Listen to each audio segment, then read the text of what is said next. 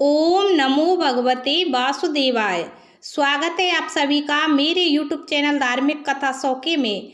मैं आज आपको निर्जला एकादशी जेठ माह के शुक्ल पक्ष की निर्जला एकादशी की व्रत कथा एवं पूजन विधि बता रही हूँ। सभी भक्तों को प्रेम से बोलना है विष्णु भगवान की जय।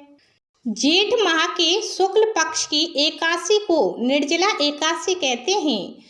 एकादशी तिथि भगवान विष्णु की पूजा के लिए समर्पित है।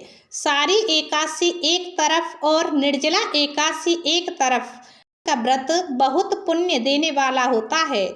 इस व्रत की बहुत महिमा है। कहा जाता है कि सभी एकादशी व्रत का पुण्य यह निर्जला एकादशी व्रत दे देता है। मान्यता है पांडव भाइयों में से भीम ने जेठ माह के शुक्ल पक्ष की एकादशी को बगैर जल ग्रहण किए एकादशी का व्रत किया था। इस साल निर्जला एकादशी व्रत जून में 17 या 18 तारीख को है। दरअसल इस व्रत की तारीख में कन्फ्यूजन है।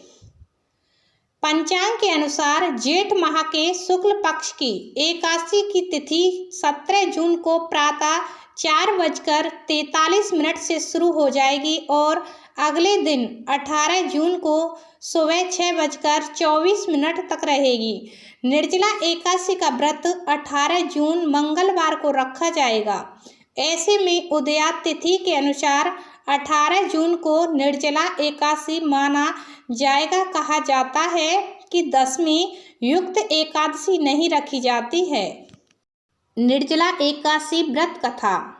भीमसेन व्यास जी से कहने लगे कि हे पितामह, भ्राता युधिष्ठिर, माता कुंती, द्रौपदी, अर्जुन, नकुल और सहदेव आदि सब एकादशी का व्रत करने को कहते हैं, परंतु महाराज मैं उनसे कहता हूँ कि भाई मैं भगवान की शक्ति पूजा आदि तो कर सकता हूँ, दान भी दे सकता हूँ, परंतु भोजन के बिना नहीं रह सकता। इस पर व्यास जी कहने लगे कि भीमसेन, यदि तुम नरक को बुरा और स्वर्ग को अच्छा समझते हो तो प्रति मास की दोनों एकादशियों को अन्न मत खाया करो।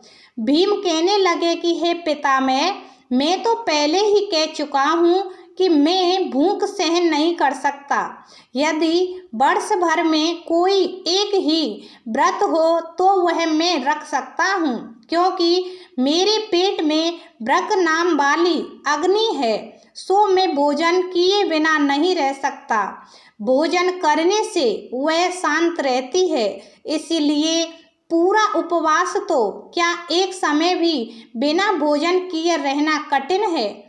अतः आप मुझे कोई ऐसा व्रत बतलाइए जो वर्ष में केवल एक ही बार करना पड़े और मुझे स्वर्ग की प्राप्ति हो जाए। श्री व्यास जी कहने लगी कि हे पुत्र, बड़े बड़े ऋषियों ने बहुत शास्त्र आदि बनाए हैं, जिनसे बिना धन के थोड़े परिश्रम से ही स्वर्ग की प्राप्ति हो सकती है। इसी प्रकार शास्त्रों में दोनों पक्षों की एकादशी का व्रत मुक्ति के लिए रखा जाता है। व्यास जी के वचन सुनकर भीमसेन नरक में जाने के नाम से भयभीत हो गए और कांपकर कहने लगे कि अब मैं क्या करूं? मास में 2 व्रत तो मैं कर नहीं सकता। हाँ, वर्ष में एक व्रत करने का प्रयत्न अवश्य कर सकता हूँ। अतः वर्ष में एक दिन व्रत करने से यदि मेरी मुक्ति हो जाए तो ऐसा कोई व्रत बतलाइए। यह सुनकर व्यास जी कहने लगे कि वृषभ और मिथुन की संक्रांति के बीच जेठ मास के शुक्ल पक्ष की जो एकादशी आती है उसका नाम निर्जला है।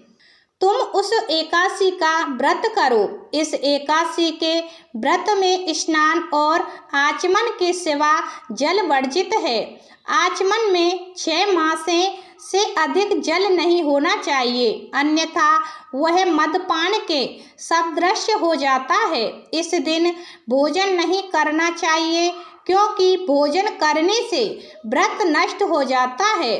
यदि एकादशी को सूर्योदय से लेकर द्वादशी के सूर्योदय तक जल ग्रहण न करें तो उसे सारी एकादशियों के व्रत का फल प्राप्त होता है। द्वादशी को सूर्योदय से पहले उठकर स्नान आदि करके ब्राह्मणों का दान आदि देना चाहिए।